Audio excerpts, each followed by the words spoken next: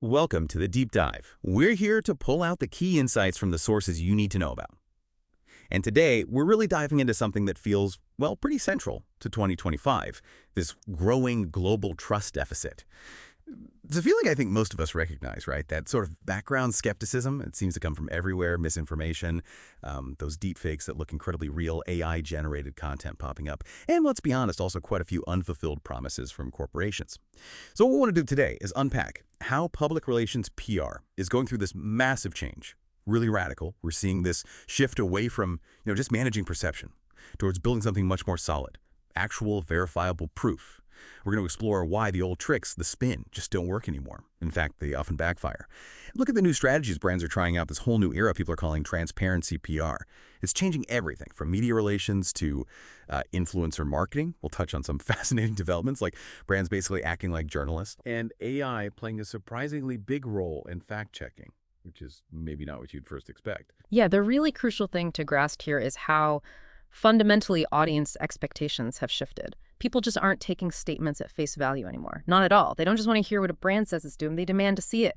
They want evidence. And this isn't like a passing phase. It feels like a permanent change in what consumers expect, what they demand before they'll trust anyone. Okay, so that leads right into the core issue then. Why are those classic PR tactics, the carefully managed spin, trying to deflect criticism, why are they blowing up in brands' faces now? It feels almost instant sometimes, doesn't it? Social media, journalists, even just regular consumers, they seem so quick to jump on any attempt to gloss over problems. Any misstep gets put under this intense microscope almost immediately. Oh, absolutely. And the reason spin fails now isn't just a simple backlash. It's about a power shift, really. Reputation isn't crafted behind closed doors in the PR department anymore.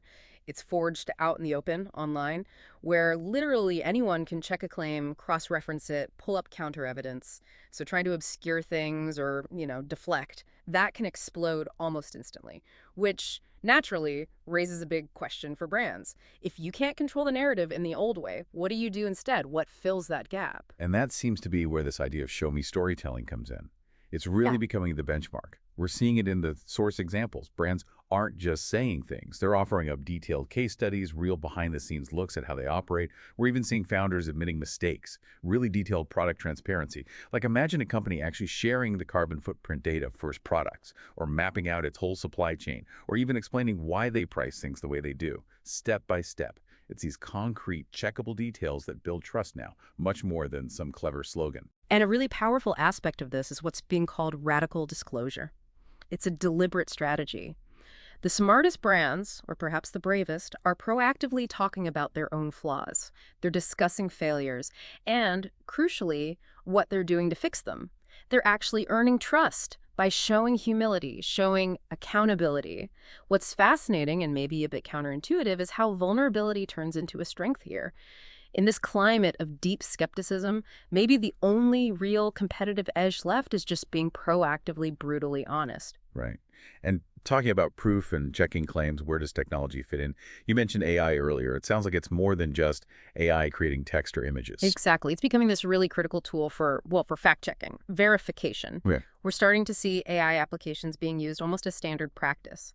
Things like AI tools that audit a company's public statements for accuracy or trace information back to its original source, verify PR claims automatically. It's like having a huge crowdsourced audit team working instantly. That's interesting. But that also brings up a really important ethical point around AI. As AI gets better and better at creating messages that sound human, people are going to they're demanding clear signals. Is this human-made or machine-made? If we don't have that transparency, clear labeling about AI's involvement, well, that trust deficit we started with, that's just going to get worse. We won't know what or who to believe. So this changes how PR teams measure success too, right? Right. The old metrics like impressions, they don't really capture trust. So what does quantifying trust actually look like? This is where it gets really interesting, I think. Yeah. The focus seems to be shifting dramatically. It's less how many eyeballs saw this, and much more how much genuine trust did we build. And new metrics are popping up to try and capture this. Things like tracking credibility signals, maybe how fast a brand corrects bad information about itself, or developing authenticity scores based on how consistent their actions are with their words, and really trying to measure long-term loyalty that comes from that deep trust. It's about trying to put a number on something that felt intangible before. Right. And the bigger picture with these new metrics is it's not just about chasing numbers for the sake of it. It's about building something sustainable, real brand value, and cultivating relationships with customers that last because they're built on something solid. Trust is becoming, in this new environment, the actual currency, the measurable currency. Okay, so given all this pressure and this shift, hmm how are companies actually adapting? Like, what practical steps are they taking? Well, we're seeing some concrete changes mentioned in the sources. Yeah. Companies are creating dedicated transparency hubs on their websites, for example, places Right. where they just lay out data. Some are offering journalists almost unprecedented access to internal information, data sets. Wow. And maybe the most striking thing is this idea of integrating internal truth teams. Hmm. These aren't just fact checkers, they're often cross-department groups whose whole job is to verify every public statement before it goes out, to ensure data is accurate, and even sometimes to prepare disclosures before something potentially negative comes out. It's a really proactive stance. That makes sense. And you can see why this whole shift is so significant, why it's newsworthy. In a world where basically any claim can be checked by anyone with a phone in seconds, telling the truth isn't just the right thing to do anymore. It's absolutely strategic. It's essential for survival. The best communications teams now are focused on rebuilding trust, often from the ground up. And they're doing it through honesty, through admitting vulnerability, and through just being radically visible and accountable. It's about consistent, authentic engagement, not just reacting when things go wrong. So as you're listening to this, maybe think about what this means for you as a consumer. How are your own expectations of brands of organizations likely changing? Or maybe they already have. What kind of proof will you start demanding? What will you need to see, not just hear, before you offer your trust?